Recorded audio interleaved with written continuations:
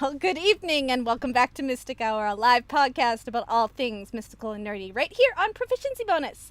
I'm your host, Kristy Mysitcwater, and each week I'll be having some chill roundtable chats with all sorts of awesome people discussing all the geeky fandoms, hobbies, and cultures. Before we begin, I'm going to do a couple quick shout-outs. First off to our sponsor, Streamlabs. They offer amazing tools for streaming with alerts and applications. Their widgets are really fun and easy to use, so you should definitely go check them out. Thank you, Streamlabs. Also, to our newest sponsor is DiceBard.com. If you go to DiceBard.com with all their awesome dice and D&D merchandise, and you enter the coupon code PROBO, P-R-O-B-O, you get free expedited shipping to anywhere in the world, even to Australia. So go check out DiceBard.com. I think we have that link up in the chat. Yes, we do. Thank you, Michael. But tonight we are going to be speaking to the brand new members of the Proficiency Bonus family that we just got to watch the brand new debut of the new campaign, Compact D&D campaign, Delve and Dash. So I'm going to take you guys over to the pretty babies. There they are. Say hi. Yay! Hello. Hello. Yeah. Hello. Yeah. Hello. So, hello. Hello. So Hey there. our guests this evening are Michael, Jamie, Derek, Dalton, and Ani. Welcome, guys. Hey. Hey. Thanks for having us. Yeah. Hey there. Good game, BBs. Good game. Thanks. Yeah, it was a lot of fun. It was a lot of fun. So I'm going to quickly just go around the table. I know most of you guys know who Michael is, but we're going to start off with Michael anyway. And just let everybody know who's watching and listening, who you are, what you do, where you're from, etc. All right. My name is Michael. I'm a dungeon master for Proficiency Bonus right here on the channel. And pretty much I think most people who are probably tuning in tonight know me. But if you don't, you can check me out not only as the dungeon master for this new compact campaign, Delve and Dash, with these awesome players. But you can also catch me on Friday nights at 8 p.m. Eastern for Storm King's Thunder. So that's it. All right, next we have Jamie, Stumpy from chat. Hello. I am your overlord, Stumpy from chat. And I can now be caught on Thursdays at Delvin Dash. I'm also in Insight Check on Saturday nights, and in every chat ever known to man. Ever. That's it. He's actually in like 5 chats right now. Right. While he's online. Yeah. 5? Do you know how many chats are on Twitch just by itself? Millions. All right. Next we have Derek. Hi, I'm Derek. I go by Pyrite on almost any social media. I am also on Insight Check with Jamie and Kristy on Saturdays. Yeah. Just happy to be here on Thursdays now. Yee. So happy. And next we have Dalton. Hello, I'm Dalton. I play Franklin, and I'm just here on Thursdays. Where are you from? Like, do you have any social medias you want to plug? I don't really hang out on social media because just like Franklin, I'm a hermit. And I don't do too much. All right. Well, then, last but not least, we have Ani. Yep, I'm Ani. I'm here Thursdays now, and I get to hang out with Kristy on Sunday, but no one else gets to see that, so despite how amazing that would be. We're a catastrophe. Yeah. That's you? Yeah. Okay. That's me. All right. Well, let's start off with some basics. This is mostly for the boys, minus Michael. I want to ask you guys, when and how did you guys get into D&D? And I'm going to start with Jamie. All right, winging it. Here we go. So basically, I was dating this girl for a long time, like 3 years. That's a lot of my life because I'm pretty young. Yeah, he's a baby. And we went through a pretty bad breakup, so I was like super depressed. And I was just strolling through Twitch, and I found Critical Role, and they were on like the Spice episode. Yes. So I remember it so clearly. From there, it just really caught my attention. So I watched Critical Role from the very beginning, and yeah, that's kind of where it sparked, really. And then I just searched for groups for a really long time, until finally I found my group with Derek, with first real group for D&D, and then it just took off from there. How long ago was that? That was like 2 years ago? 2 or 3, 3 years ago? Something like that. I don't know what time is anymore, so. So, how long after you started watching Critical Role did you try and find a game? Like a month, probably. Okay. I was like all my time with Critical Role, Yeah. but you know, Cool. season 1 was fantastic. Yes, it was. I know a lot of people that got into D&D from them, so. Of course. Yeah. All right. Same question, Derek. When and how did you get into D&D? Well, the first time I tried playing with a few friends, but it was Pathfinder. Didn't really like it.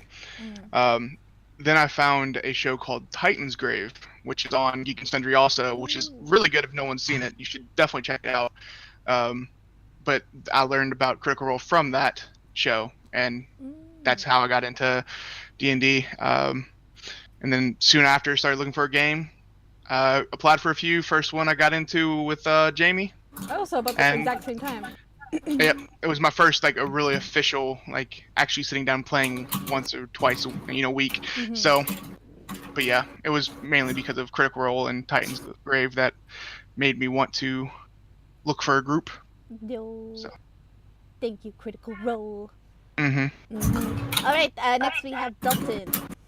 How did you get into D&D and when was that? It was in 2007 when I was a junior in high school. And my friend Alex actually was like, "Do you want to play this Pathfinder game?" And I was like, "What's Pathfinder?" And he said, "Well, it's like Dungeons and Dragons." And I was like, "Sure, I'll try." And I've loved it ever since. I actually own every Pathfinder book that there is. Wow. That's a lot. So how did you do the transition then from Pathfinder to Dungeons and Dragons? Later on, that group kind of fell apart, and then I joined my current group now, which they started with 3.5, and I played that for a while, and then we just kind of kept playing from there. We played plenty of different types of D20 systems, and we've even played some Old World of Darkness and New World of Darkness. Cool. All right. Well, I already asked you, Michael and Annie these questions, so I'm going to ask them slightly different questions this time. Maybe what's one of your very first memories that really stands out to you from a D&D game that you've played? Let's start with Michael. I guess some of my first memories were coming back from college. We were playing Dungeons & Dragons 3.5 at that time, and I lived with my one friend Ryan at the time, and he had his friend come over to be the dungeon master for the game, and everyone at the table, and this is, it comes like with Derek and saying that he didn't really enjoy his first time playing. And I think it might have been JJ who said that he didn't, on the show, he said that he didn't like his first time playing either. Yeah, that was one of my... Yeah, Lip and JJ were both saying that, like, when they first started, like, the very first experience wasn't, like, something that they thought they could get hooked on. Yeah, I mean, at that time, the kind of Dungeons & Dragons we were playing as kids in high school was kind of like just a made-up version. Right. None of us had any money, so we never bought any of the official books. So we were just kind of like making up things as we go. And back then, I feel like so old, but back then was when you had dial-up internet, and not all this stuff was like available. Yeah, you couldn't just Google all the D&D lore that you wanted. It just wasn't there. I could imagine trying to do this on dial-up. We'd die. We would die. It was terrible. It was absolutely terrible. So we just made crap up. We just made it up, and we played, and we enjoyed it. But whenever I got to college and things started to get official, and we got to use the books, and we got to use the rules. Well, I wanted to play a drow character. Yes. And everybody in the group gave me flack for it. They didn't want me to play the drow because I saw a Dungeons & Dragons book that had Drizzt on it. Oh. And I was like, that's a cool character. I want to be somebody like that. Just because, I like the way he looked. Right? That's all I knew. I didn't Google that stuff. You can Google it. So, it made my whole night kind of like everybody just kind of like just dissing me because I was like the cliche character of the group. I just picked this guy, because I, thought he was, awesome and stuff. So it made my first experience. Well, they were. Yeah, I absolutely loved it. Everybody else was just jealous. Yep, totally. Haters of drow, get out. Leave chat. You're not welcome here. Yeah. All right, I gotta go. Get out, Jamie. And literally, that's the only thing I can remember from that night. I don't even remember the story. I don't remember the plot line at all. Oh. All I can remember was all those other guys giving me flack because I wanted to play that character. That's so sad. That's one of my first memories. That's why I didn't have a good time going to those rules. It's like I like the made up ones better. Yeah, screw that. Drow's freaking awesome, man. Sure. Yep. Yeah. Just kidding. Jamie, you're walking a fine line, boy. Don't take out the belt, please. Don't make me use my mom voice. Actually, never mind. Stop. Just stop. Calm myself. All right, honey. What about you? What's one of your very first memories of playing D&D? So the first time I ever played, I also didn't enjoy it, but I was also incredibly ill, so I fell asleep a third of the way through it, and then they just kept playing without me. It was not a good situation, but my first really vivid memory was my first night that I played the Sunday game with Kristy, and it was actually of Kristy because Eric, our GM, was like, and you meet this gnome. And it's like, oh, also, Kristy, you actually recognize him. And you're just like, fuck! I hate you, Eric! It was beautiful. I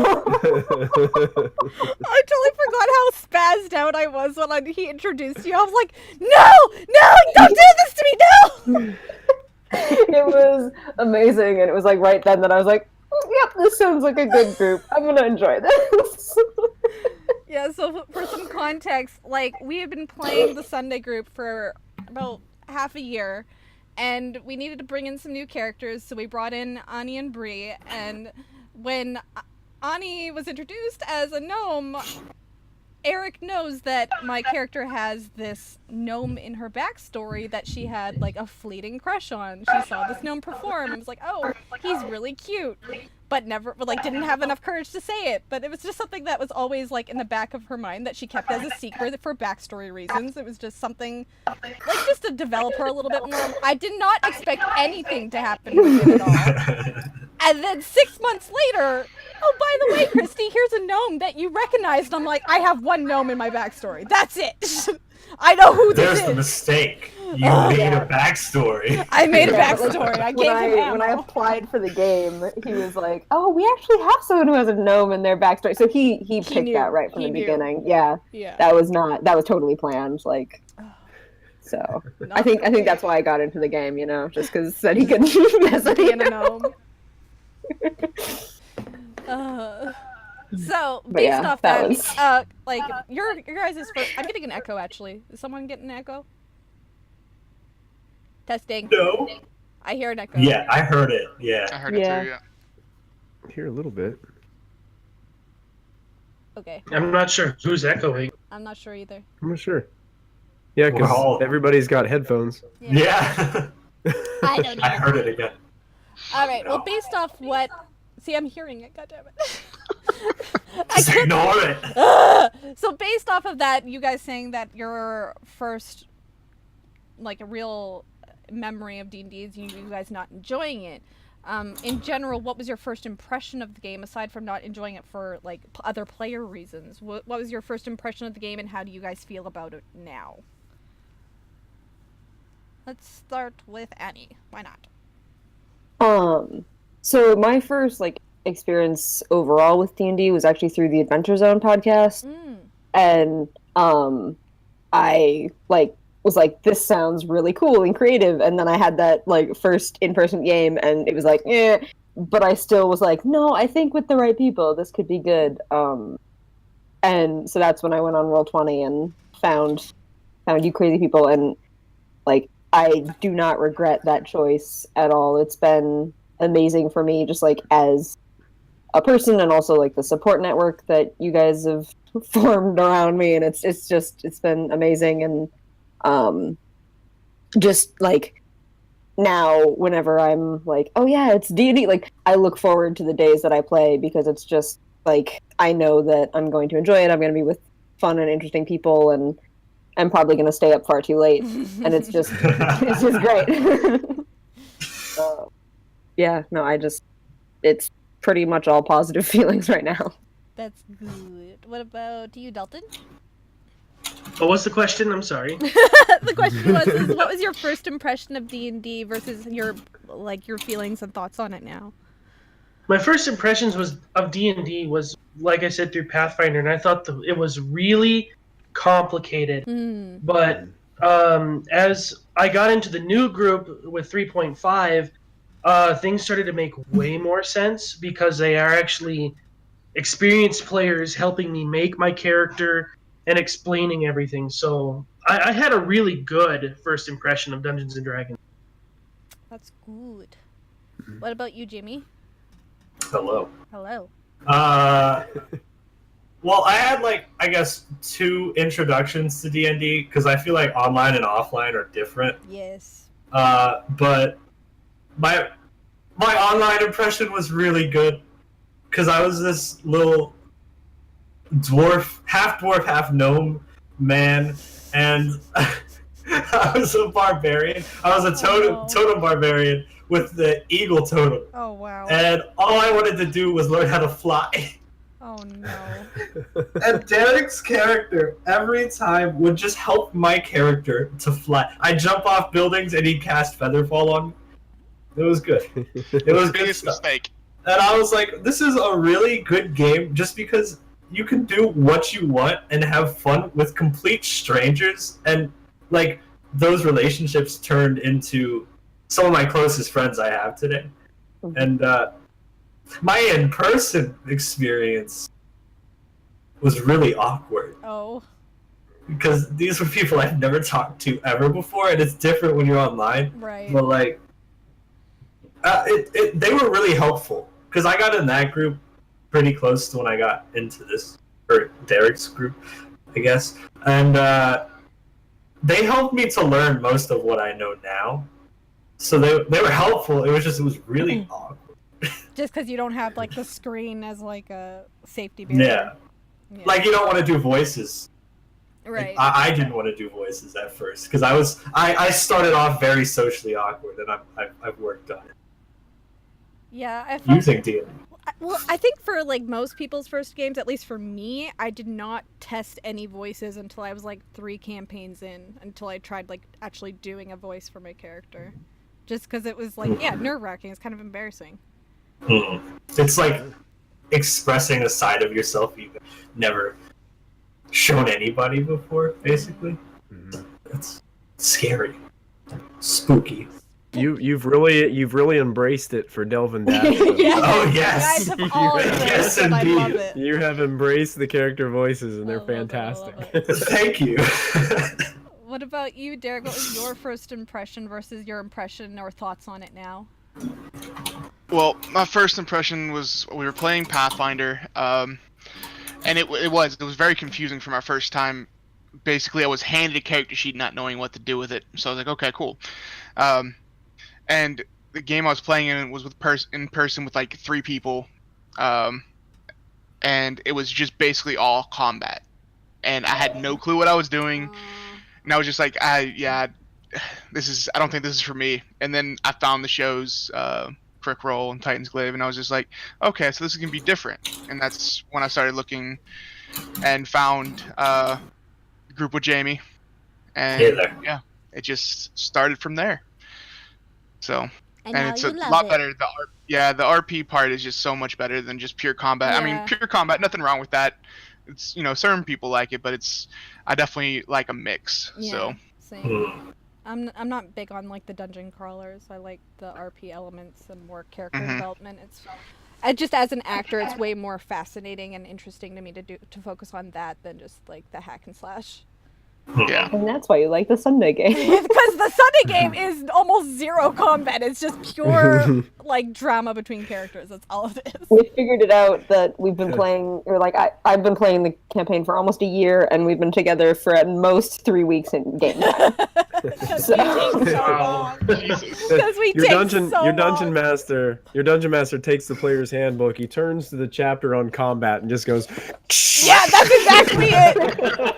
He's like all prepared for us to like enter this building to heist it, and we spend the entire show, like the entire session, just talking and planning and arguing. And he's like, "Well, that encounter is not happening for maybe another 2 weeks." And then we screw it up, And and then so we screw it up have and to it never replan. Oh shit, so good. I love the drama games. They're fun. JJ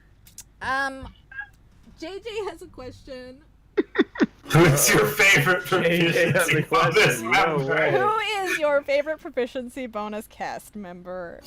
That's easy. Myself. Why did I know? No one. Why did I know? Oh, jeez. Nah, it's not me. Don't lie. It's not. It's not. you can't ask me that question. This is JJ. What do you expect? I think every single cast member we have on proficiency bonus is fantastic in their own unique way. Yeah.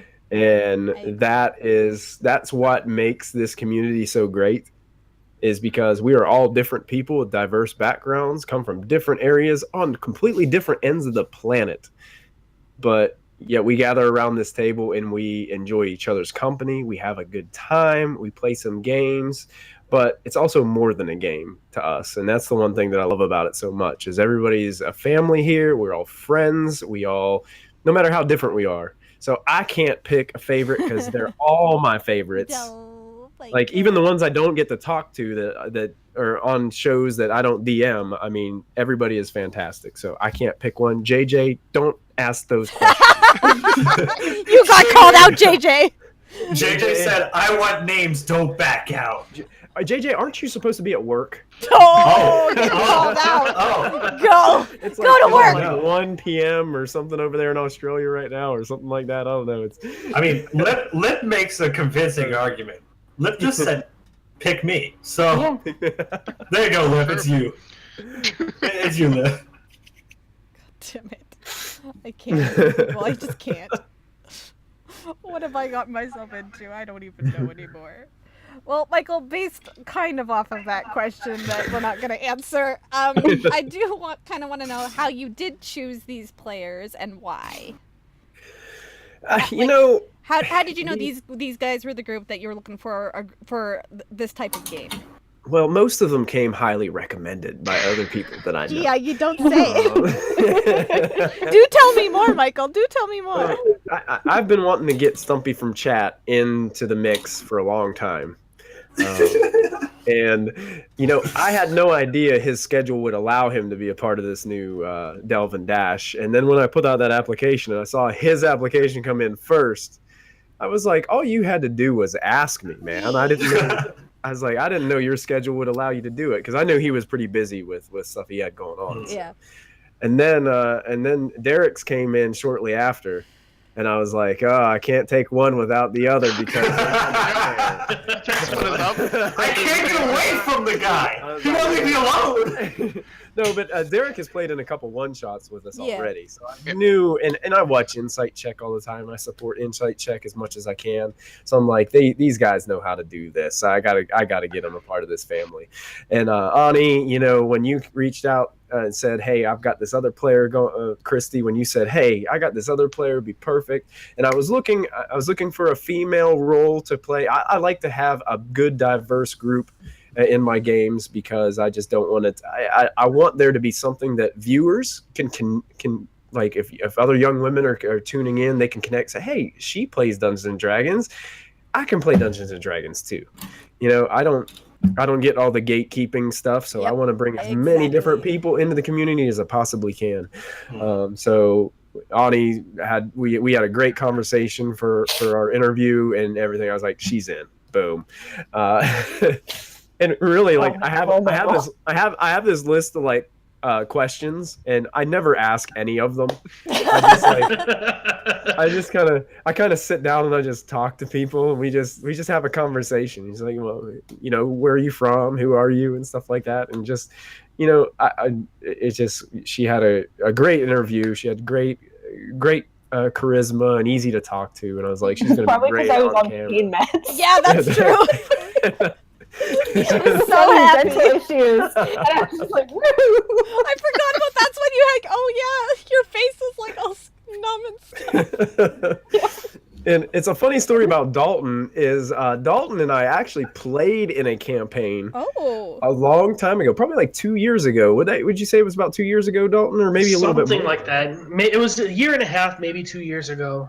Yeah, we played in a campaign where Matthew Blitz Graybeard or Mulfin was the dungeon master. This was before we even created Proficiency Bonus. Yeah, that would have been before stream. It was before streams. But we played in a campaign before, and I knew Dalton from that. He's a good friend of Matthew's.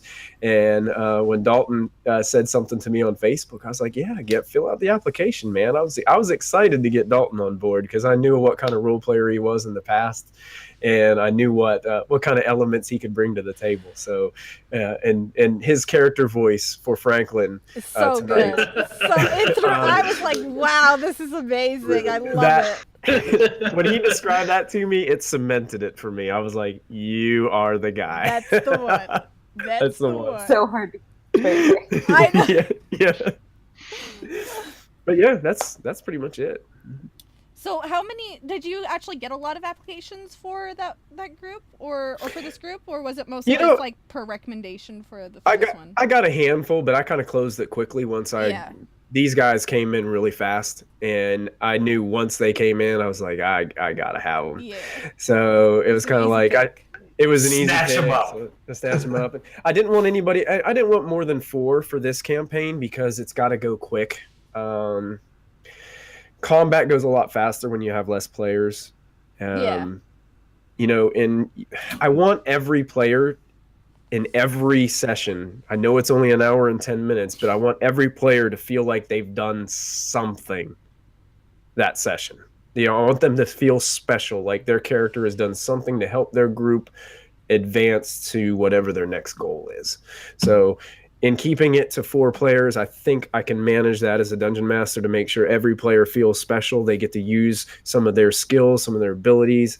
And I'm hoping that each week that I'll be able to keep that up as we keep going on in this kind of compressed campaign. Yeah, I love the idea of the compact compression of it, just because it is a good point that a lot of people don't have time to like invest 3 to 4 hours every week into a campaign, especially with critical roles already once a week, and that they're expanding as well with their other shows. So it's a very saturated market now, considering. So it's nice to have something quick and easy to swallow for.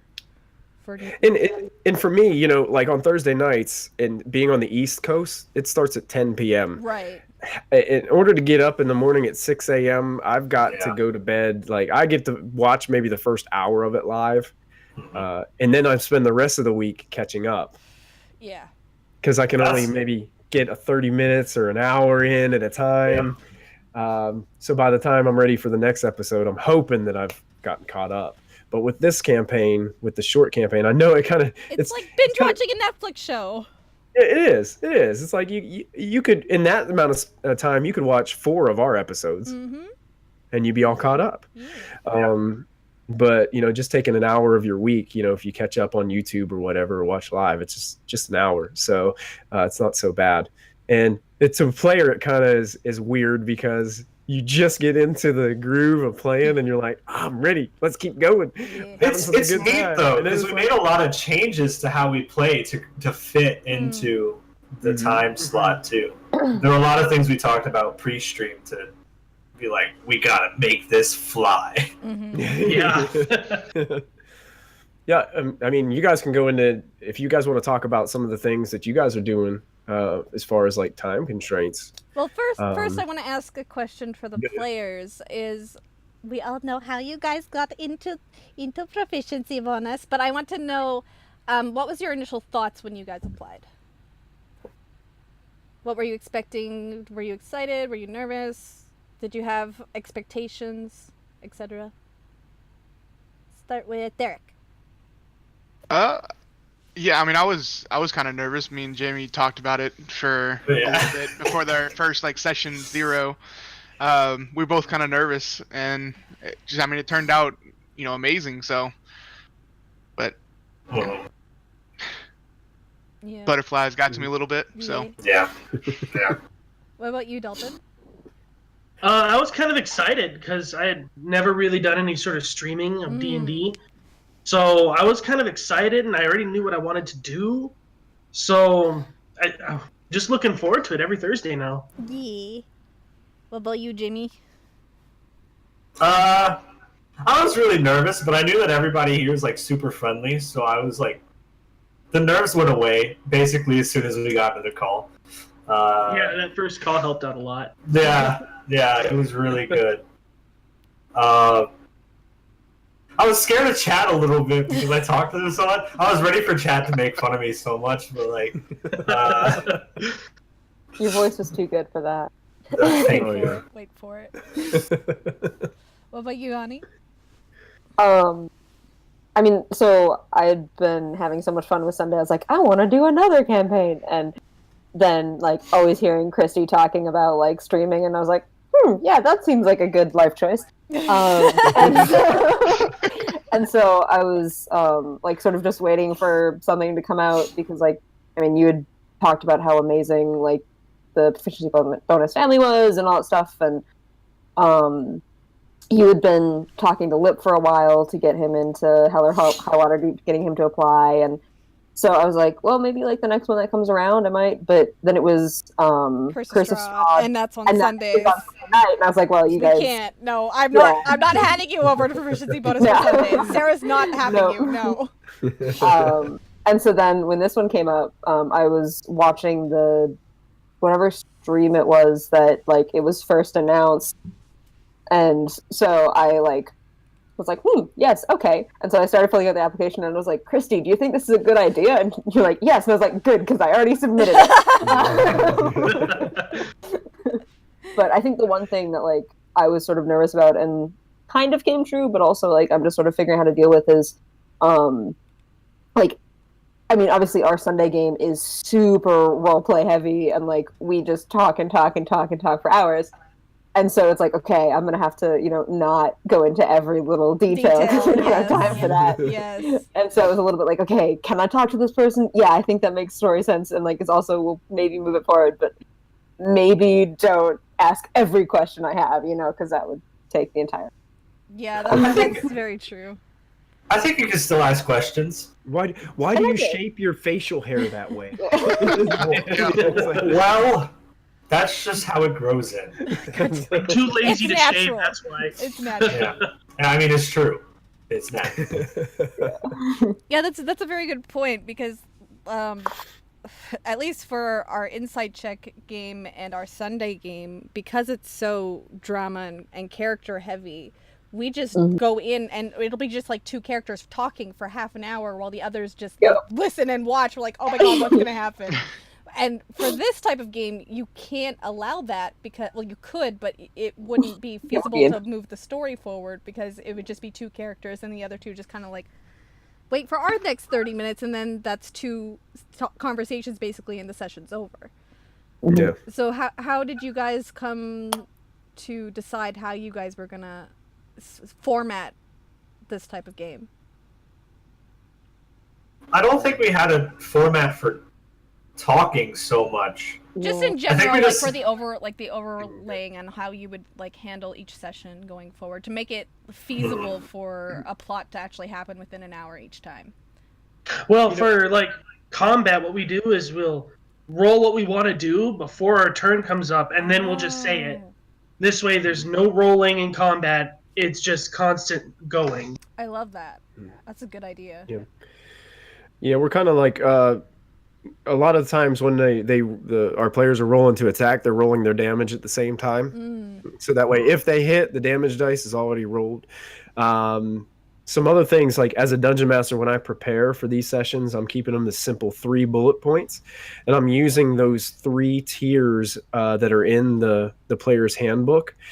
Exploration, putting a little bit of combat in each one. I like to keep things, as a dungeon master, I'm a balanced DM. I like to have role-play encounters. I like to have some exploration. I like to have some combat. I like to mix a little bit of everything in there, so that way, depending on what kind of players you have, you're always appealing to somebody. Because even with Ani, she might be more into the role play, but she might have that little thirst for some exploration here. It might be, I want to explore a little bit.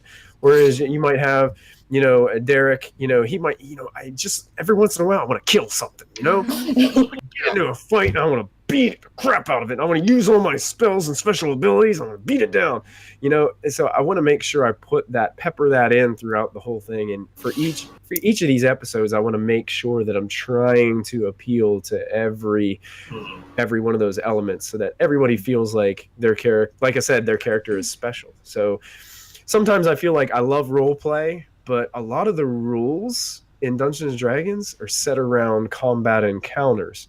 So it's kind of like you feel like you want to incorporate at least a little bit of that in there, so that way your character, especially if you're built for combat, get the opportunity to use some of those things. Like, for instance, Callista just needs to be shape on Friday nights and just beat something down every now and then. Every now and then. Basically, just when Kella's involved. That's it. Yes. If Kella's around, I don't need That's just her way of getting her anger out for Saturday. Yeah, it gets her. I have enough problems with Molfin. It's one thing I have to deal with Molfin, and then I have to go back and deal with the twins the next day, and I'm just like, this is not enough.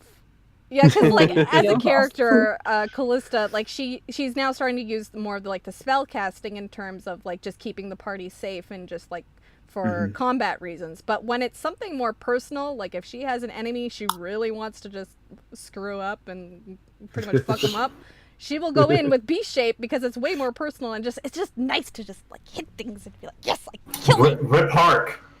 No. For all my Harkers out there. No. For all my Harkers out there. Goblin Army. Hashtag Queen Gub Gub. Design your T-shirt to send you with Hark on it. No, but like for instance, one thing that I've discovered with this group is I'm going to have a lot more. I want to have a lot of role-playing, talking encounters just because of their character voices. Because I want to hear them more. I think Michael put it into words the best. Like in our session 0, he said he's shooting for like a TV show type thing, like kind of like a sitcom. Yeah. Yeah, and that's how I see this. Like, there are going to be episodes where you do have a lot of RP because that's just natural. Yep. Especially with characters like this. There's so much we don't know. Yeah. Yep. Everyone has their secrets. And Franklin doesn't like to share his. You're not the only one. Either. No, it's like my flaw that I have. Oh. Nice. All right. Well, Awesome. then, speaking of characters, let's talk about your characters and how exactly you guys created them. What was your process for creating these characters for this type of game? Let's go with Dalton, since you mentioned that. Well, I wanted to play a druid for sure, and I knew I wanted to play a turtle. So I went from there, and I figured I was going to be a hermit. And I was like looking through, and I was really liking the hermit idea, where it was just a small hermit community of us taking care of like an old, like run down holy place in this marsh, and we just kind of ran with it from there. And because I don't want to spoil anything, I know a good secret, and I'm not saying what it is. Secret. All right. What about you, Derek? Well, with it being a shorter session, I wanted to play a class that I knew, about. That's why I picked Warlock. And I've always wanted to play a Dragonborn, so I was like, okay, that makes sense. I'll be a Dragonborn Warlock. So, and then Silver Dragons are my favorite, so of course I have to go Silver. Of course you are a freaking dragon for real this time. Yep. God damn it. I had to. And I picked the Guild Artisan background just because of my backstory, which I won't get into just because, Spoilers. backstory. But there's a reason why he's a Guild Artisan, and he's looking for hide and leather and stuff like that. There's reasons for that. So, but yeah, that's what I wanted to do. And he is a Hexblade, if anybody was wondering. So he will be using weapons a little bit more than just focusing on spells. So. What about you, Ani? So I was like, well, I only know one class, so I'm not going to do a bard because I already do that. Yep. And I really liked the idea of doing rogue. I like sneak attack. That's very fun. And so I sort of based my character off of a book called Take a Thief, which is by Mercedes Lackey. Wonderful book. You should all read it. It's my favorite.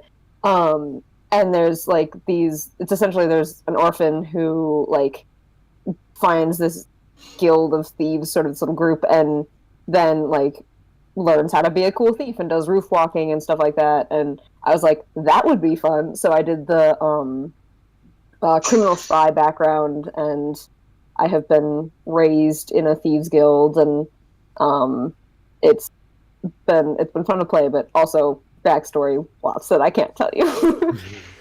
What about you, Jamie? Alright, so what happened was I was like, all of my characters in every other campaign are super useful. So I want to make a character that's completely useless. And I was like, what is the one thing I could do to be useless? And I remembered I played a kobold in Tomb of Annihilation. God damn it. Don't play a kobold in Tomb of Annihilation, kids. But I did it, and it was really bad. And I was like, alright, so I want a chance to play one the fun way this time. And then I really wanted to play a bard, because recently I've just, like, really wanted to bard it up. But I wanted to do something different with it. So I was like, thinking about it, I was like, all right, well, I based my kobold off of like World of Warcraft-esque kobolds, like take candle, right?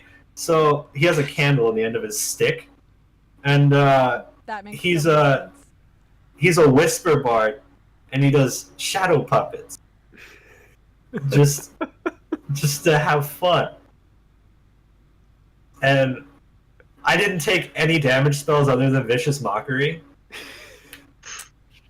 to maximize my uselessness. God damn it.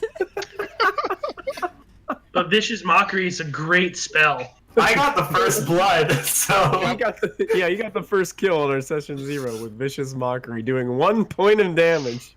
but like, I don't know. I just wanted to, because like Noah on Saturdays, I feel like is super strong and just wants to kill everything. And then I have a couple other characters who are just super strong, want to kill everything. And I want a really RP based character, so that's what I shot for. That's nice. I love what. Okay, well, what about voices? How did you guys come up with voices? That's what I want to know. That's easy. How? So I went on Google Oh God. and I searched kobold voices, and I listened. I listened to kobold voices for like 3 days. And I was like, let's just go with a really high pitched voice. So, yeah. What about you, Dalton? So my voice came from, I played an Earth Elemental by the name of Dwayne Johnson. Yes! And he talked really low and slow, so I was like, I'm just going to change it a little bit, where I'm going to be sort of slow and stupid. So he's always got that derpy smile, talks in that derpy tone all the time. It's love good. that. I really like your deep voice ends with a high pitch-esque kind of sound. Boys? Yeah. It's like a slide whistle. Back up. Yeah, it's like a slide whistle. It's really good. So good, so good. All right, well, I was told that you guys have a question for me, so let's have it. Okay. So who out of all of your campaigns is your favorite love interest? God damn it! No! No! Don't do this to me! Don't do this! You guys suck! The host has become the guest. The roast. The host has I become hate the you roast. all. There you go. Don't lie, you know it's Aeon. There was also a question from chat. Yeah, did we have a question from chat? I thought we did. huh? There was one. But I think we answered it, actually. So never mind. Ignore me. Oh yeah. We It's did. about the challenge of being in a short, Yeah. shorter streamed campaign. I think it was Lip who was asking, maybe Yeah. perhaps. Well, Yes. I'm not going to answer that question because Callista may or may not have a love interest and no one knows who that is. So That's your favorite. Okay. no, because I don't want to say anything yet. So until Callista's is revealed, I won't answer that question. She's in love with Molfin. No. I think I have a hunch. Do you? I think I have a hunch. Do I think you? I also have a hunch. I have a hunch. It's I'm totally Franklin. I've been spotted. I've got called out. It's Franklin, guys. It's Franklin. We got another question from I chat. think Franklin's everyone's love interest right now. I think Raz a little bit wants to kill him though, because she's like Just too happy all the time. pretty much. Yeah. And I help people for free. You should really be charging, friend. Hey, Why do you get money? I'm just fixing things, and it doesn't cost me anything, so why should I charge them? You know what? That is the most I've seen anyone use mending. Really? Yeah. Yeah. Yeah. Like twice in an hour and 10 minutes? That was Yeah. amazing. I was like, You see, in my Sunday game, I'm playing a Kenku Warlock, and I cast Mending on everything, and use Prestidigitation on everything, because everything has to be shiny and clean and walking fixed. by, Sounds fixing like Aeon. everything. Mending. It In also our has an Sunday- intelligence of 5. In our Sunday game, me and Derek, we've been running around with this scroll, taking it to all the high ups in every town, and every time they break the seal on the scroll, we have to mend it. So like we'll cast mending like 20 times within an hour just because we have to mend the scroll over and over. It's great. Yeah, I think I've cast it like once in our Sunday campaign in a year. Yeah. And Eric was like, "Yeah, this isn't fixable." Yeah, that's right. Yeah, mending's not going to was fix like a this. door, and I was like trying to make us more safe, and he's like, "Yeah, no, it's No, it's that's beyond no. repair." It's Okay. a lost cause. Yep. I had a question and now I forgot it. Someone asked, "How are we doing tonight?" How you Yeah, doing? I'm doing Jonathan? great. I'm doing great. Doing great. Tired, but great. All of us said great. Just great. It was fun. Yeah, It was good. fun. Mm-hmm. I think no matter how bad of a day I would have had, this would have made up for it. So. No. Same. Hmm. I apologize for the technical issues we had at the startup, but hey, it wouldn't be a proficiency bonus stream if we didn't have one of those. See, it's hard for me to have bad days because all I do is drive a garbage truck all day. So my job's easy.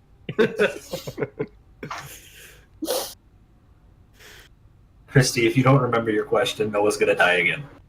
Okay, you know what? That's a question. Why do you hate me and want me to die?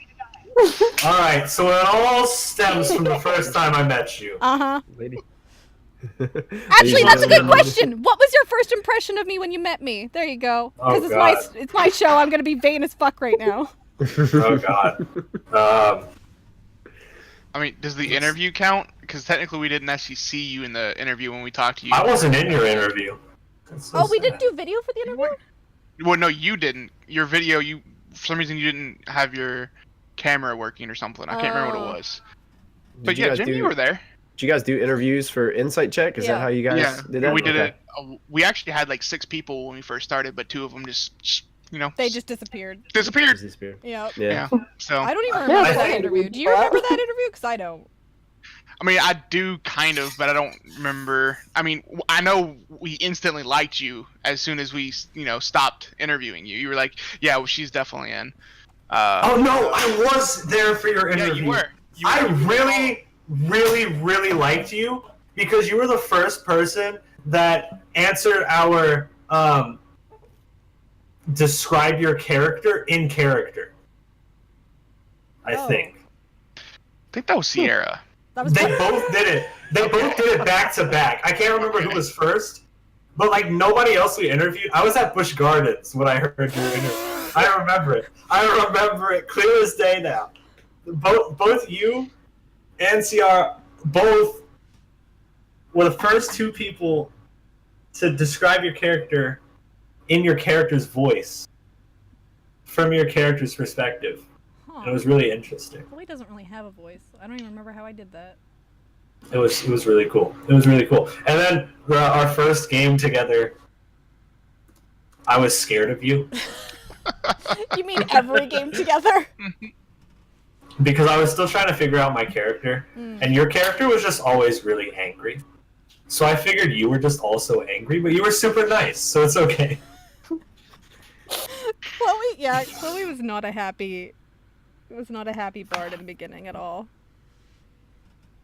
And I was also very shy for the first few sessions that I was with Jamie and Derek. I do remember feeling a little like left out just because you guys had already had like a repertoire with each other and you guys were very like animated when you were talking with each other. I'm like, I don't know how to join this. I don't know what I'm doing. But I think it was probably like 4 sessions in and I was like, okay, I'm down with these people. It took me a while though, cause like I'm usually an introvert when I first meet people.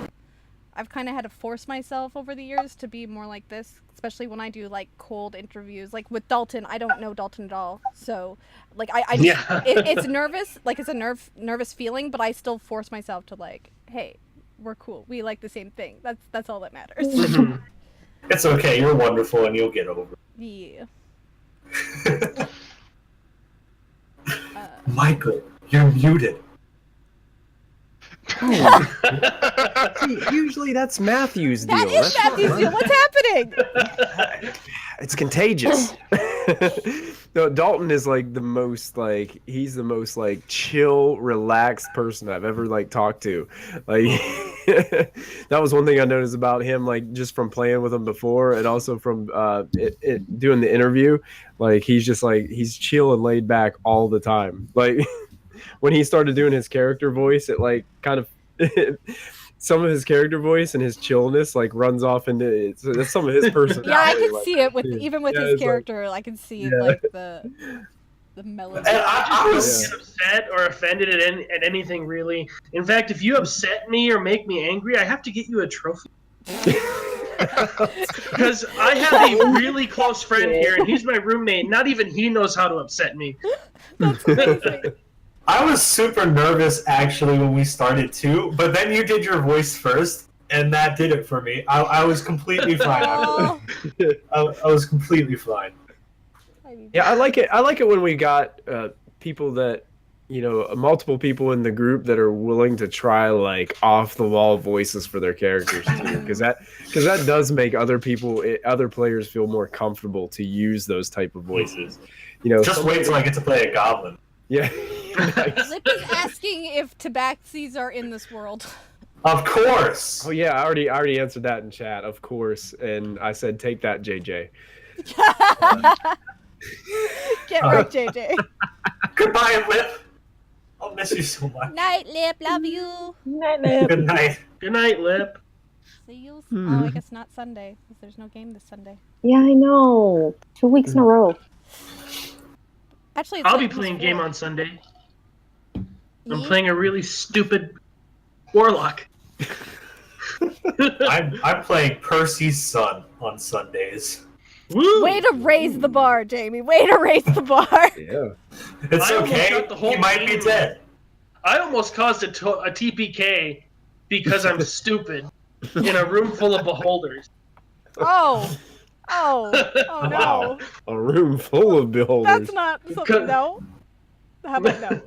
What So happened Space is we encountered an enemy called a devourer, and it had like a little baby in its chest, and it screamed.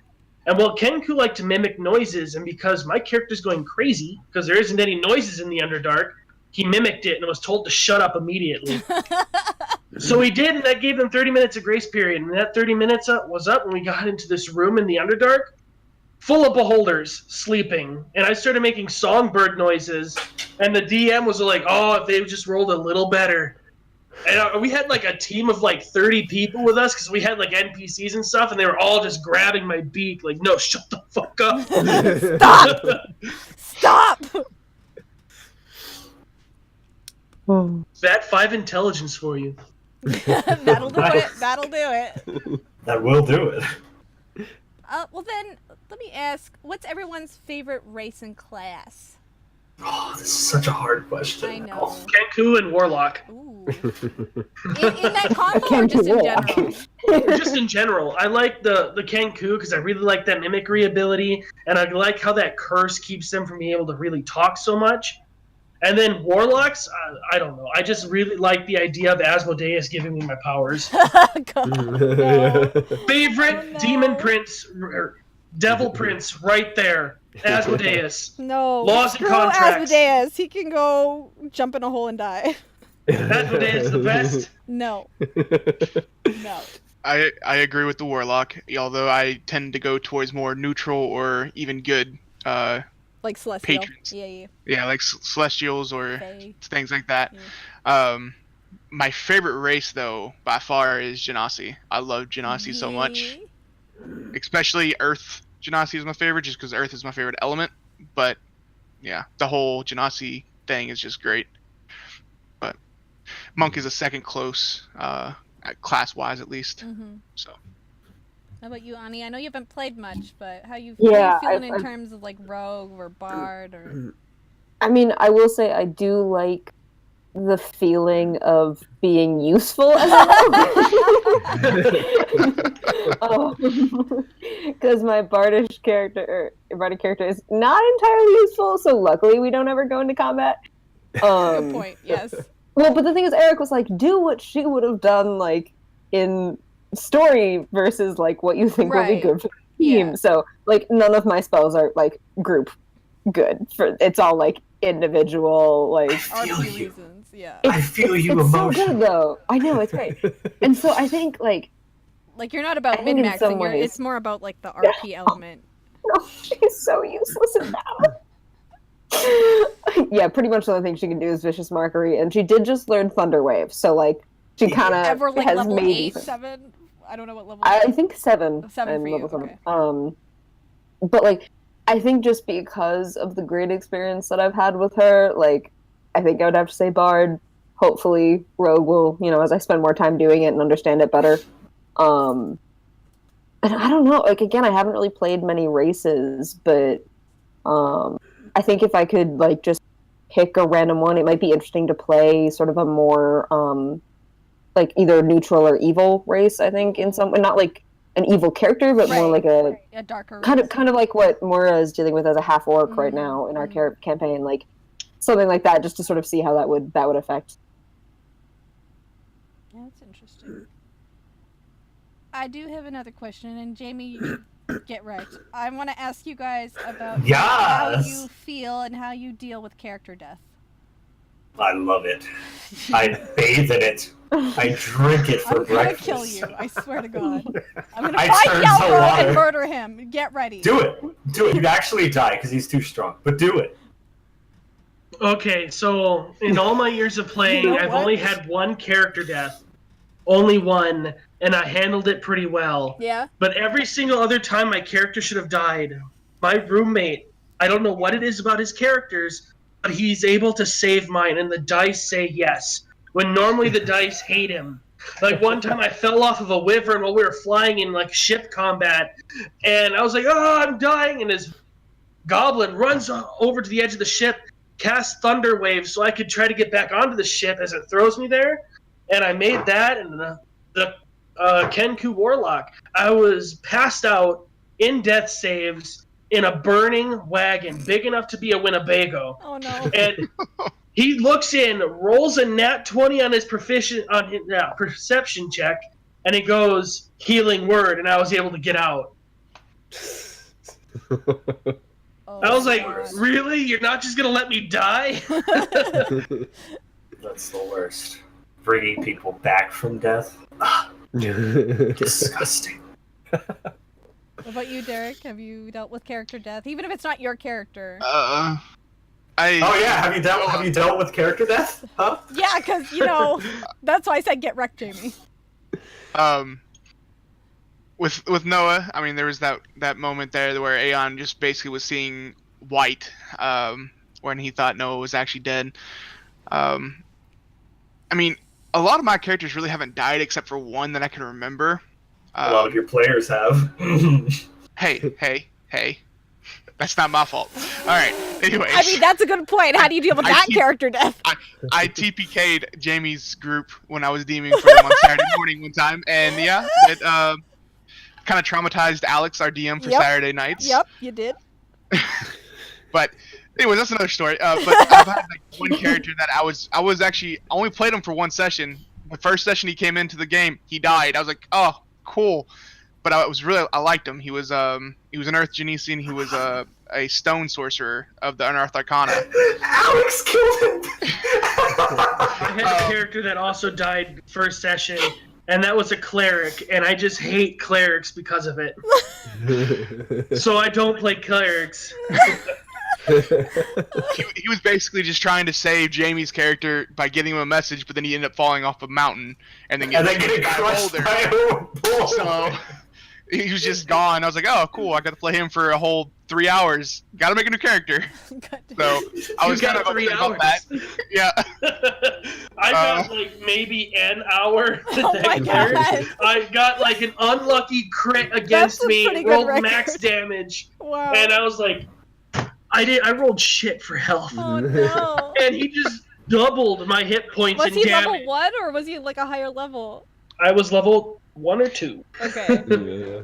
I was like level 3, I think, or 2 at the time. I can't remember what level we were, but yeah, it was. Like, I've tried playing clerics since, but I just don't enjoy it. Yeah, you were scarred from it.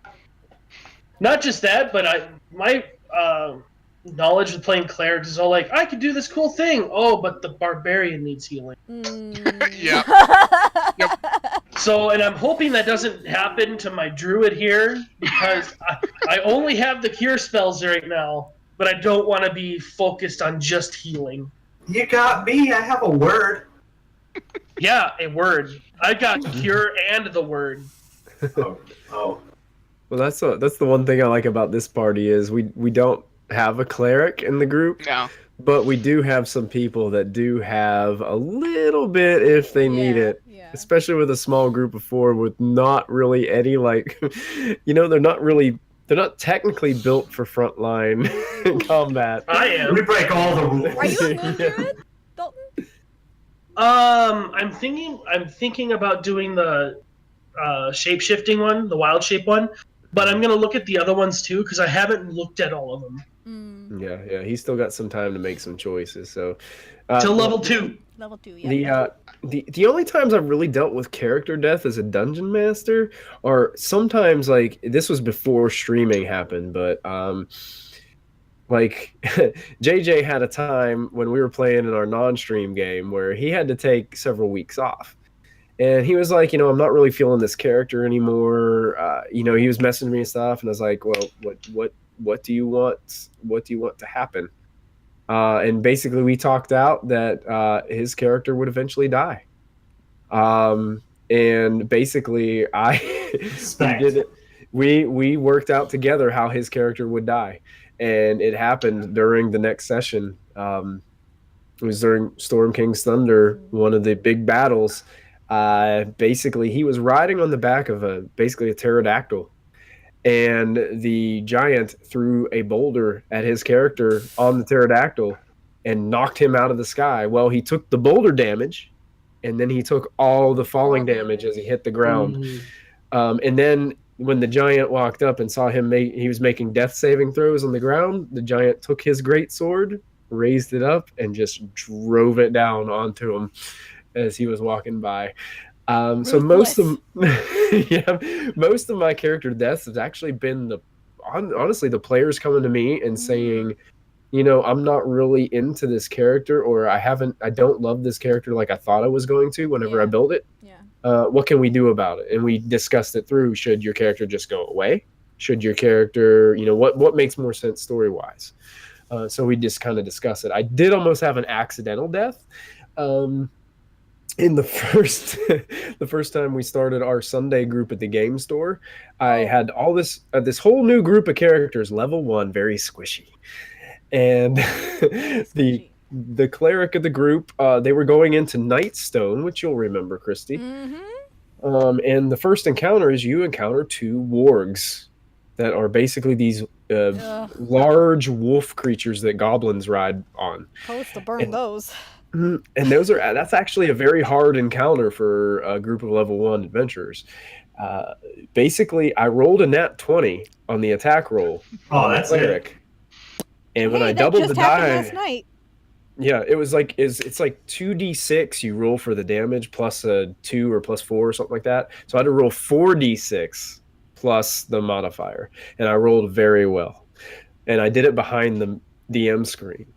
So I fudged the roll as a DM, and I knocked him out instead of killing him instantly. And I did that because it's our first session. We're just getting ready to play. Yeah. He's a brand new player that I've just met for we've only talked for a little bit of time. I'm not going to kill his character straight out right here. Now, because in the future, things are different. But if you're a level 1 character and you're starting on a game store and you want to get the players into the game a little bit, he knew then that when that thing bit him and took him down to unconscious in one bite, that it meant business. Yeah. But I wasn't going to kill him right off the bat. Yeah. Yep, that's what happened to me last night. I got critted on. And I should have died, but I know I should have died, but JJ was merciful and let me do death saves. I'll admit, I'm a DM that if I feel like you got cheated a little bit, I'm going to give you some flexibility. Because, he took an incredible amount of damage. Like Yeah, he could you're have under died 10 twice. hit points for HP, and they're doing in the double digits for Yeah. damage. So Yeah. yep, that's scary stuff. I think for me, character death really depends on the character. How do tell? So I had this one character in Derek's campaign, and basically it was All Might from that one shot I was in. If anybody remembers that, but before he was like really powerful, and I was killed by a party member. That hurt a lot. Oh. I was like really upset about that. Hunger of actually. Hadar is very. Oh hurtful. yes, okay. Now I Oh, remember yeah. exactly what you're talking about. Yep. Then, endgame of Derek's campaign, I had a character that I absolutely loved, and I got killed by the very first character I had in that game because I left him. So your character killed your own character. Fun fact: that character was like a Noah clone, except for Yeah. Tabaxi. Oh, Mhm. So you're not winning. You're not helping JJ's case that tabaxis are not. Oh well, I was playing a Tabaxi by the end of the game, He played and my Tabaxi. Tabaxi Oh my killed god! my Tabaxi. So tabaxi killed your old tabaxi character. Killed your new tabaxi characters. I was really mad about that too, just because like I didn't feel like their stories were over. Hmm. I feel like if you feel like your character's story's over, that's a little bit different. Yeah, it's more than- satisfying to let them go. Like with Yelro, his whole goal was to die, eventually, Hmm. once his quest was over. And, like, with Noah, I didn't want him to die. We wanted him to go away for a little while. But I couldn't figure out how to make him go away Without Chloe. Yes. following him.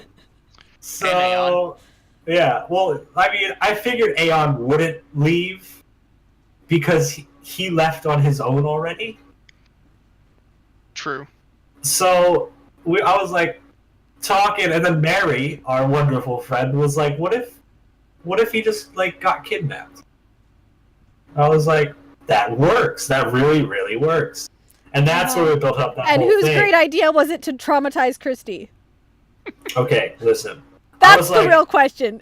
I was like, Alex, Noah wanted to do this on Chloe's birthday. Would clone Noah want to do it too? And she was like, yes. And I was like, do I have to? And she was like, yes. And I was like, okay. She was like, it's your fault. You dug this hole. Yes, you did. So then my character proposed to Chloe and then proceeded to turn into a puddle. Yeah, so romantic. It was was- great. It was a great session. It was I was fucking so awesome. ready. I was so ready for him to die, clone Noah to die. But then I saw Chloe's reaction, and I saw Aeon's reaction, and it really got to me. So I did step away to wipe some tears off my face, because like that was like genuine stuff I was seeing there. But at the same time, I was like, I know he's not dead. So Yeah. There's always that disconnect. Like, you always know that it's not the person that died, it's the character. yeah, But for me, I had never dealt with anything like that before, not in game.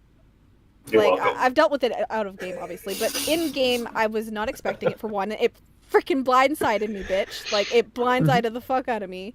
Two, I had never had, like, a close character to my character leave or die.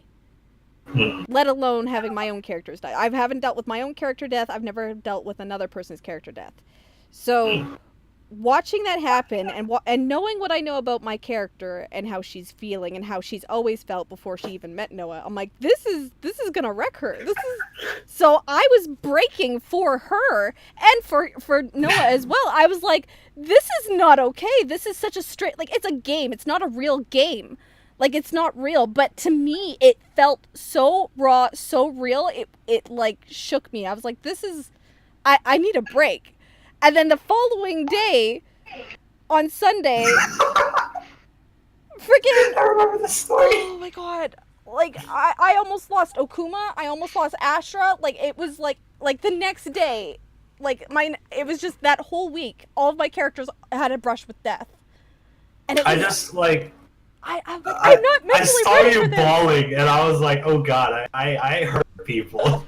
I just hurt people. That's what I learned. Character death is important. I will say that I think important. because it was the first one, it was the hardest. Because Harshnag, that hurt.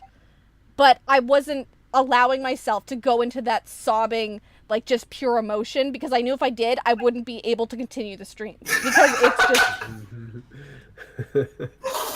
just... JJ! So I've really, like, when Harshnag fell, I felt so bad for Sarah, because I was, like, watching myself. And I was like, oh, this hurts. And that's why we all just went quiet. I'm like, I don't know what to say, because I've been here. And it's a strange feeling. Bless you. Bless you. Bless you.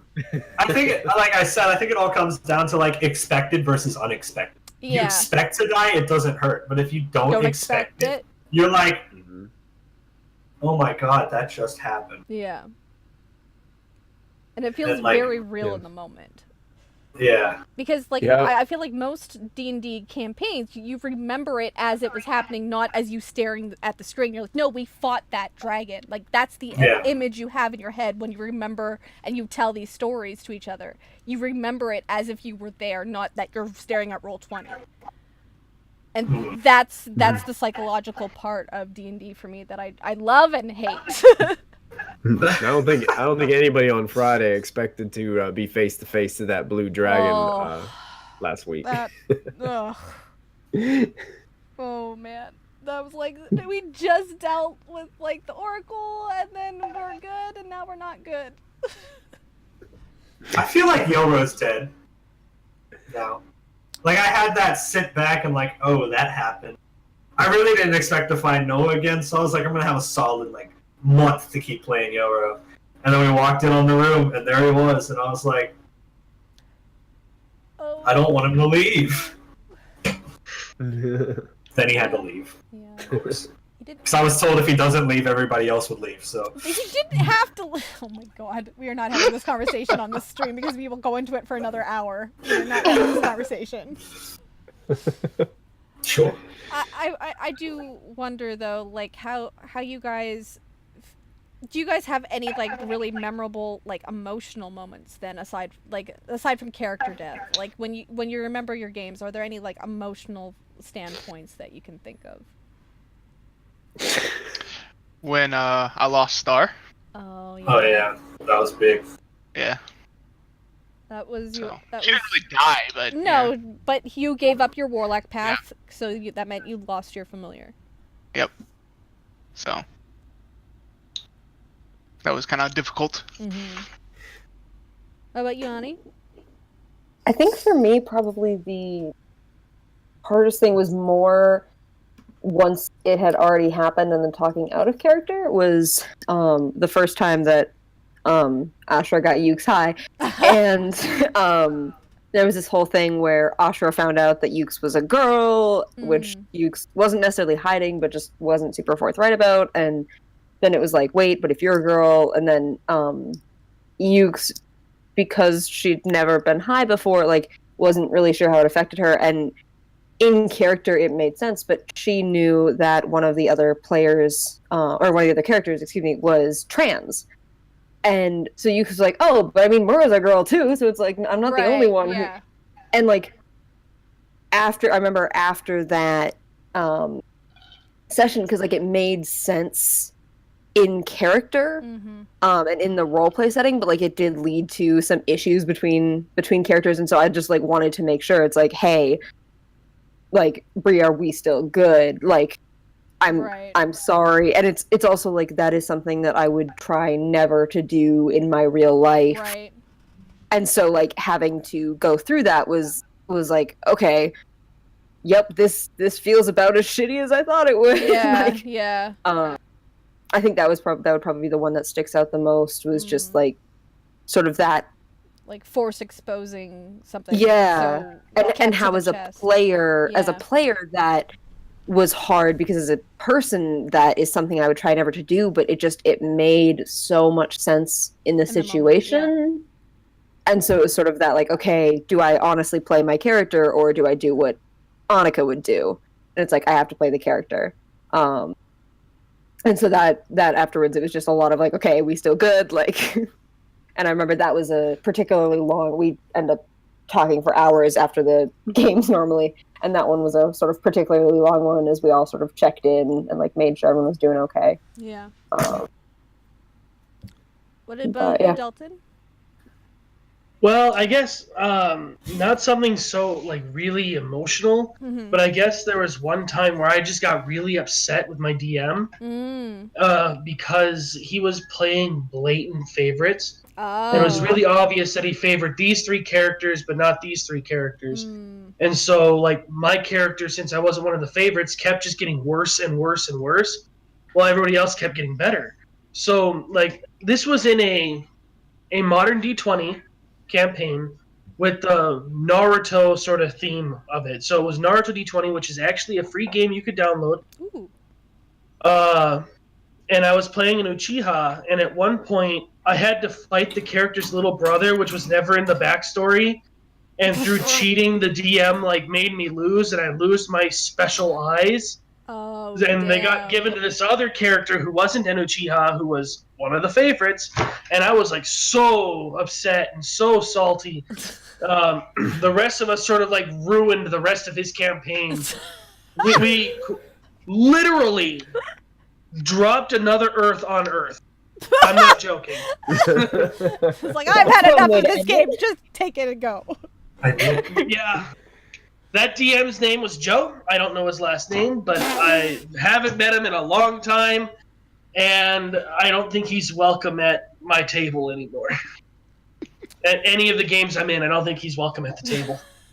Call him out. Had enough of your shit. Yeah, That is a like thing, we refer though. to that. I've dealt with some people that like to play favorites. I've noticed it. I haven't actually played in games like that, but I was friends with someone like that would always play favorites, and I was like, I can't. If you recognize the situation, it's best just to remove yourself from it, totally, because it's not worth it. It's better to just find a group that you gel with, and then you don't have to worry about favorites, because everyone's your favorite. Yes, man. Oh, okay, fine. If it's gonna be like that, I won't have a cute RP moment with you next session then. Aww. Aww. But I want to hear about the costume. Aww. I want to ask, since we are about an hour and 20 minutes in, let's do... Yeah. I want to know what you guys have learned from your D&D characters. I learned a lot from Yelro. I'll just put that out there right now. Like what? A lot. Because normally my characters were really fast-talking, rash, just did whatever came to mind. And then I was like, I want to do something different. A character that I've never played before that is completely opposite of my personality. And so I took out this like really slow-talking, thinking, like really smart actually, but you guys didn't know that too much, character, and I got to explore some boundaries that I hadn't explored before, and it really helped me open up. I feel like a completely different person now that I've played him, actually, and he's my favorite character I've ever played. So, hands down. No offense to any of my other characters, but They're so offended right now. What do you mean? No, but like, when you find a character that really changes the way you look at the whole game, Yeah. it hits you pretty hard. Yeah, I agree. Yeah. How about you, Derek? I don't know.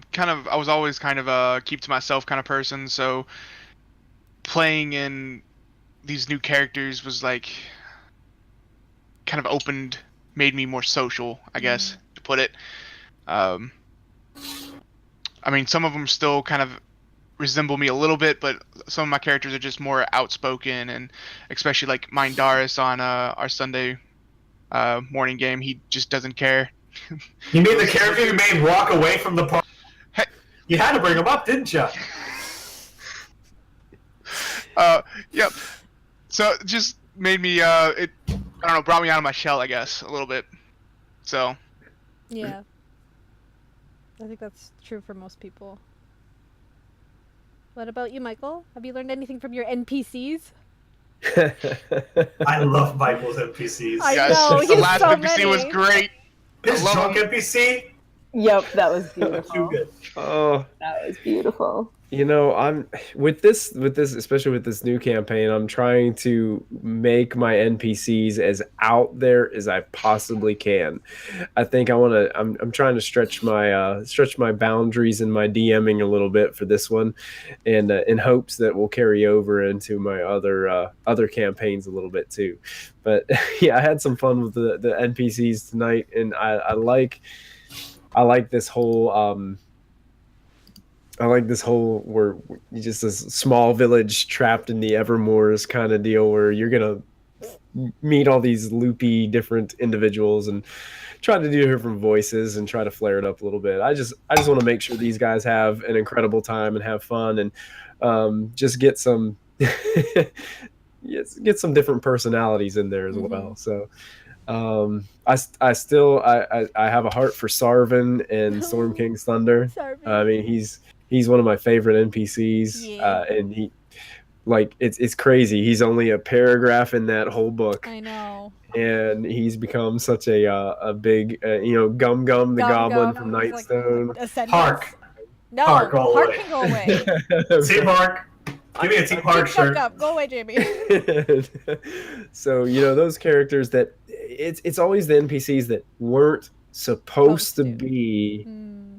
these big elements in the story that end up my players find a way to make them much It's more than they're really because you supposed to be. introduce them in such a way that they feel already fleshed out as a personality, not just as an NPC that you're supposed to just talk to for quest A, B, or C. Like, they feel like real people. So whenever you bring, especially like Sarvin, Harshnag, Dashara, like people like that, like you immediately connect with them because you bring something to that character, even though you're given only a paragraph or a sentence or two. You just have it. So how are you doing it with these NPCs? Because I'm assuming that this is not a campaign. This is just you.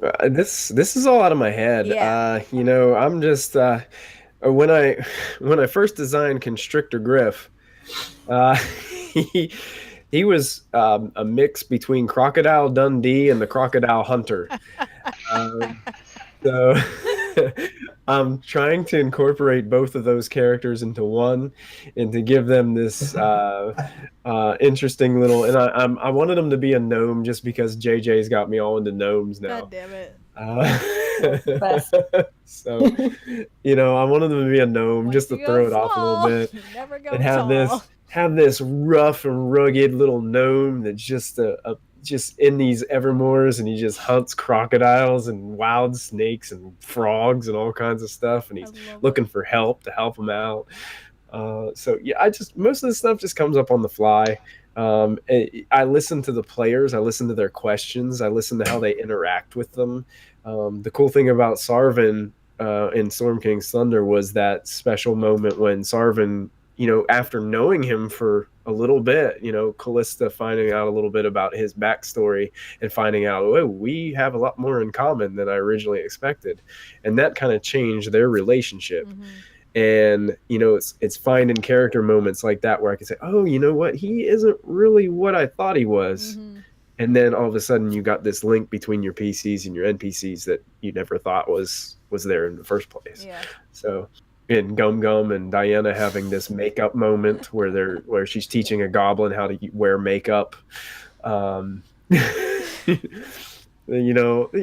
like that. Just those little things that help to develop your character, help to develop your NPCs, because your NPCs are, as a DM, your NPCs are developing as much as your characters are.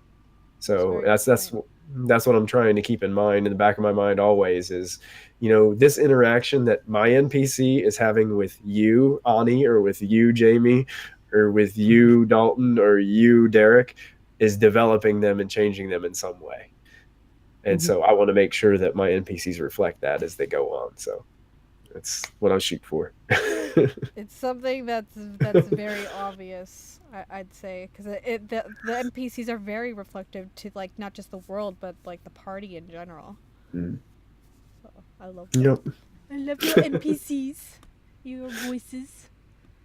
What about you, Dalton? Have you learned anything from your characters or just like experiences with D&D? I learned that I hate being party treasurer. So, That's Kristy's job. That's my job. That's Kristy's job. It's always my job in Callisto. So- Yep. Is I that why tonight you're saying these will be distributed at a later time? yeah, I wrote it down on my character sheet, but I was like, we'll distribute that later. I figured that could be done between sessions. But Yeah. I was playing a gnomish bard in a 3.5 campaign. Hey. And he was playing, and I was telling a bunch of stories. That's what my performance was. I was a storyteller. And he was originally meant to be a very friendly person. His name was Grover. Yes. I love all these names. And he talked a lot like this. All right, plan. So this is what we got to do. This is what the plan is. We got to do all this. And he referred to everybody as Leia. Oh no. So all the time. And well, the party started like giving him a hard time for his stories. So I was like, I think I'm gonna have a little fun with this, and I hate being party treasurer anyway. So Oh no. I ended up, and he was the party treasurer. So I ended up like mostly through the game, we have this magical item that we're keeping away from the big bad. Well, not only did I get that to the big bad, but I stole everything the party had because I was party treasurer, and so they had nothing. And the big bad had this magic item that would just make him like the best thing ever. And I like completely just flipped sides, and now I'm not allowed to be party treasurer. And I love it. Gee, what a lot. No That's how you bags do it. holding for you. That's how you do it. Yeah, I don't think you guys will trust me to be party treasurer. Wait, he can't have the weapon. Do you mean this weapon? When the player asks, "Did anyone leave their pack on the shore?" It's Yeah. like, Okay, no, I was not trying to steal anything. I just wanted to find out people's backstory. that's it. So if it's not stealing, Backstories, it's 'cause just the sneaking. backpack? Here I am sitting as the DM. I'm sitting here. They left their bags with the thief. I'm just trying to find out information because that's my whole quest right now. That's amazing. I needed to know if these people were trustworthy, and the best way to do that is snoop through their things. Naturally You see, untrustworthy. Franklin I know their has- cost. Franklin has some scroll cases from his thing that has secrets that he's found out that he doesn't want people to know, and some prayers, and that's the last thing that needs to get out because those are my secrets, damn it, and I'm gonna keep this pack with me. And my goal is to reveal them. And there is the essence of an And there's entire the party campaign right drama. there. It's already That is it. unfolding right there. We've got it. We are And set. I'm there to make you want to change your ways for the better. All right, fam. But We you are running feel late. too. Is there any last thoughts or statements you guys want to talk about real quick before we? I'm going wrap to take up? over this show one day. Craziest monster everybody's ever fought. Oh, Oh boy. Ourselves. I almost Just killed. ourselves in Ooh. Sunday. I almost killed one of my new players with rot grubs last Tuesday, so that was fun. Rot grubs are really Ooh. deadly if you don't know what can they are. be.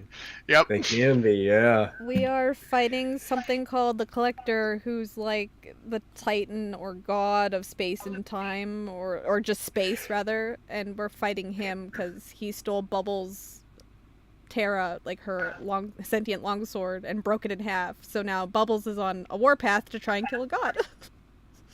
And she's fought him 3 times, and each time he's died. So that's pretty crazy to me. He keeps coming back. Does myself count? The craziest monster I ever fought was I was playing a treant, Oh no. and we had to fight a red dragon that was also the Tarask. Oh so god. the Draconic Tarask. Oh no. And I was like, DM, I hate you, but I'm so glad I've already bought this ring of like supreme fire resistance. So I ignore the first 40 points of damage. Bring it. I want to play a trait so bad named Stumpy. God damn it. Why did I know? There it is. You need to. I You know definitely it need is. There to it at some is. point. There it is. That would It's be made it wonderful. into Well, the on show. that It is note, official. I am going to give one more shout out to dicebard.com. Thank you, sponsors. If you are in the chat, there should be a little prompt for you. If you go to dicebard.com and put in the coupon code PROBO, PROBO, for extra free expedited shipping. Thank you, Diceboard, and thank you, Streamlabs. And thank you Yeah. to my guests. You guys are amazing. Thank you so much for hopping on right after your debut, your big debut. Welcome to the family. Yeah, We've welcome, Expanded, guys. Michael. We have more I kids. know. I'm excited. I mean, Wow. that was my whole goal with this. You know, is to get as many people involved as I could. So this is amazing. So welcome to the family, Yeah, guys. welcome to the family. You're Thank you stuck for with inviting us to the forever. family. You got it. Yes. Yeah, you stuck with us forever and ever and ever. All right. Well, thank you, chat. You guys have been pretty crazy, but we love you. Thanks so much for watching, and thanks to my guests, Michael, Jamie, Derek, Dalton, and Ani. I appreciate you guys spending your time with me. And I know we ran late tonight, but if you're still here, thanks for watching and not jumping over to Critical Role. Love you. Yeah, and just remember, one of these episodes, me, Lip, and JJ are going to take it over. Something to look forward to. Is you just watch I foresee Kristy it. lose I her foresee mind. it in the future. I mean, we're plotting. We're plotting already. I'm well aware. But I will say that it's nice to have our family grow, because I do like the idea of us being able to interchange stream characters and players for one-shots. I think it'll be really fun to play with these type of characters going forward, especially with all these crazy voices. I know what it is. You just want to play with me more, Kristy. I get it. That look though. Oh yeah. Welcome to my life chat. This is what I deal with on a daily. Christy cast Goodbye, love from the chat. You're my favorite, and you always will be. hellish rebuke on Jamie. Kid, love you, bye! Fire resistance. Bye. Bye.